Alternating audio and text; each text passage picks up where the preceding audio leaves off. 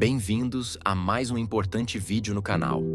Estamos mais uma vez falando sobre Israel e sua relação com a Palestina. Antes de mais nada, assista aos outros 2 vídeos onde falamos um pouquinho sobre a trajetória do povo judeu para entender a terceira parte desse assunto. Também deixe seu comentário ao final do vídeo. Embora os povos tenham raízes antigas, os conflitos que vemos hoje são situações mais recentes. Esta briga acontece principalmente porque os 2 grupos de pessoas reivindicam a mesma terra. O conflito, de uma forma geral, começou há cerca de 1 século. Por volta dessa época, a região ao longo do leste do Mediterrâneo, que hoje chamamos de Israel-Palestina, esteve sob o domínio otomano. Neste período, era uma terra religiosamente diversa, incluindo, em sua maioria, muçulmanos e cristãos, mas também um pequeno número de judeus, que viviam geralmente em paz. E a região estava mudando de 2 maneiras importantes. Primeiro, mais pessoas na região estavam desenvolvendo um senso de serem não apenas árabes étnicos, mas palestinos, uma identidade nacional distinta. Ao mesmo tempo, não tão longe, na Europa, mais judeus estavam se unindo a um movimento chamado sionismo, que dizia que o judaísmo não era apenas uma religião, mas uma nacionalidade, uma que merecia uma nação própria.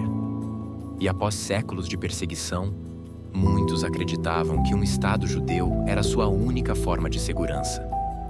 Eles viam sua terra natal histórica no Oriente Médio como sua melhor esperança para estabelecer esse Estado. No início do século XX, alguns judeus foram para estas terras. Após a Primeira Guerra Mundial, a derrota do Império Otomano levou a Palestina a ficar sob administração britânica, como parte do sistema de mandato da Liga das Nações. Essa parte é conhecida como o Mandato Britânico. No início, os britânicos permitiram a imigração judaica. Mas à medida que mais judeus chegavam, instalando-se em comunidades agrícolas, a tensão entre judeus e árabes crescia. Ambos os lados cometeram atos de violência. Na década de 1930, os britânicos começaram a limitar a imigração judaica. Em resposta, milícias judaicas foram formadas para lutar tanto contra os árabes locais, quanto para resistir ao domínio britânico. Esses conflitos intensos, como a Revolta Árabe de 1936 a 1939, uma resistência contra o domínio britânico e a imigração judaica, levaram ao Livro Branco de 1939, uma iniciativa do governo britânico que propôs um Estado independente, onde árabes e judeus vivessem em comum.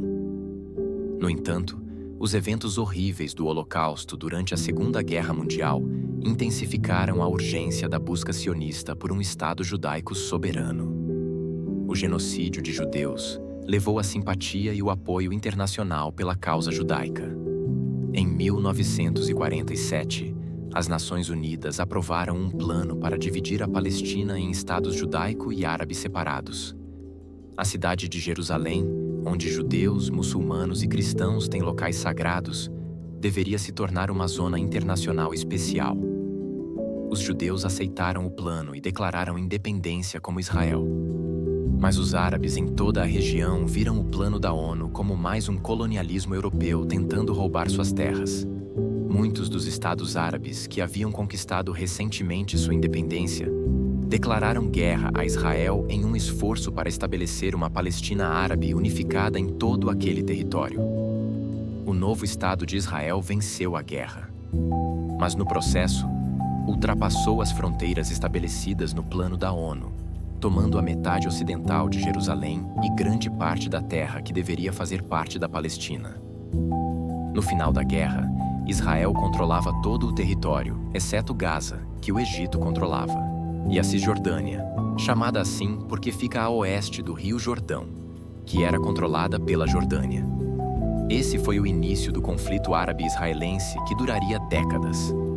Durante esse período, muitos judeus em países de maioria árabe fugiram ou foram expulsos, chegando a Israel. Muitas guerras ocorreram. Em 1967, Israel e os estados árabes vizinhos travaram outro conflito, conhecido como a Guerra dos 6 Dias. Quando terminou, Israel havia tomado as colinas de Golã da Síria, a Cisjordânia da Jordânia, e tanto Gaza quanto a península do Sinai do Egito. Israel agora ocupava os territórios palestinos, incluindo toda Jerusalém e seus locais sagrados.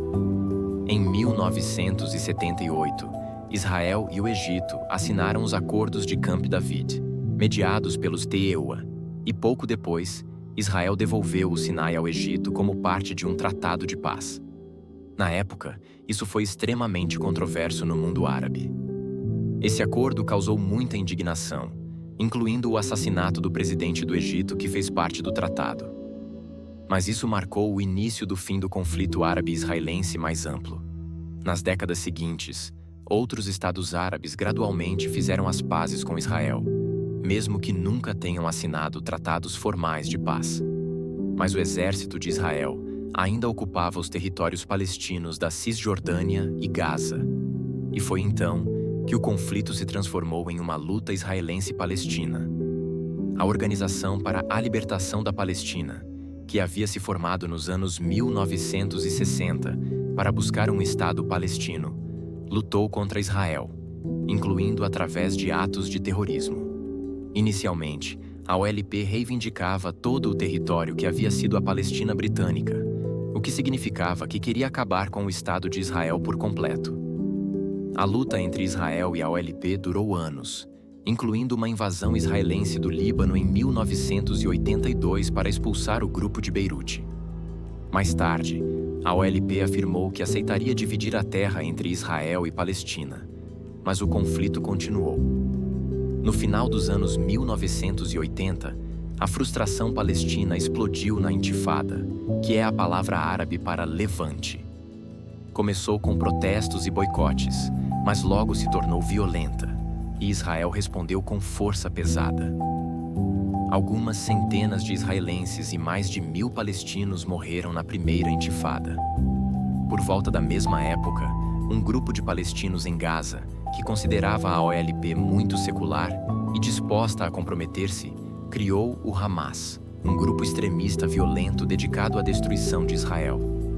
No início dos anos 1990, ficou claro que israelenses e palestinos precisavam fazer a paz, e líderes de ambos os lados assinaram os Acordos de Oslo. Este foi o primeiro grande passo em direção à retirada de Israel dos territórios palestinos ocupados e a criação de uma Palestina independente. Os Acordos de Oslo estabeleceram a autoridade palestina, permitindo aos palestinos um pouco de liberdade para governar a si mesmos em certas áreas. Radicais de ambos os lados se opuseram aos Acordos de Oslo. Essa violência mostrou como os extremistas podem usar a violência para atrapalhar a paz e manter o conflito permanente, enquanto buscam a destruição total do outro lado. Essa dinâmica tem sido uma constante desde então.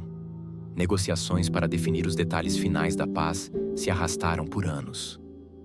Os palestinos passaram a acreditar que a paz não estava chegando e se revoltaram em uma segunda intifada, muito mais violenta que a primeira. A segunda intifada mudou muito o conflito. Os israelenses se tornaram muito mais céticos quanto à disposição dos palestinos em aceitar a paz, ou se vale a pena tentar.